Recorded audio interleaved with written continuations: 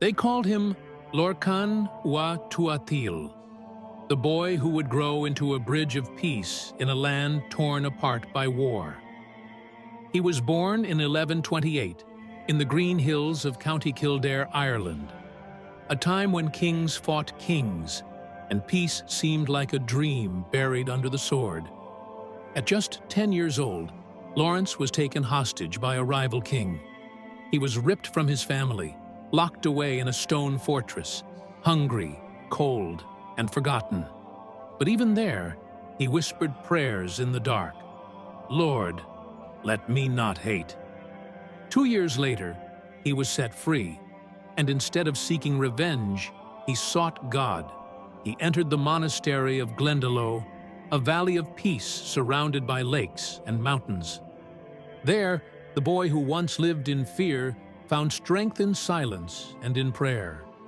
He became abbot at only 25, a young man of courage, known for his humility. When food ran out, he gave away his portion to the poor. When raiders came, he offered himself to protect his brothers. People began to say, "There is peace where Lawrence walks." And if you're still listening right now, don't forget to like, comment, and subscribe. Because stories like this remind us that faith can turn pain into peace. Years later, Lawrence was called to Dublin, a city drowning in corruption and conflict. At 32, he became Archbishop. But instead of choosing comfort, he walked barefoot through the muddy streets, visiting the poor and the broken. He slept on straw, wore a rough hair shirt beneath his robes, and fasted often, not for fame, but to stay close to those who suffered. When war erupted between Irish clans and Norman invaders, Lawrence didn't run from the battlefield. He walked straight into it, unarmed, fearless, a man of peace standing between armies. He cried out, "Lay down your swords, let God fight for you." Time after time, he brought peace where others brought war. Even kings listened to him because they saw in him something divine. He healed wounds, not with medicine, but with mercy. He built bridges between enemies and rebuilt churches destroyed by fire. But his path was not without suffering.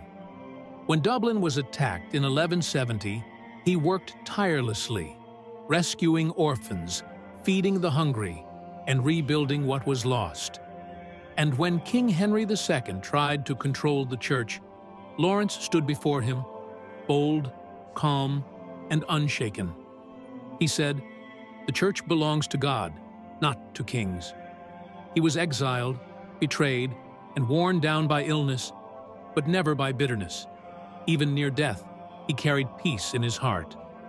In 1180, far from home, in a small monastery in Normandy, St. Lawrence O'Toole whispered, "I have kept the faith now. Let me rest in the peace I gave others." They say a light filled the room as he died, and those near him felt the presence of heaven. He left behind no fortune, no armies, no throne, just a legacy of peace that still speaks today. Because true strength is not found in power, but in forgiveness, St. Lawrence O'Toole reminds us, you don't need to be powerful to change the world. You just need to love enough to heal it.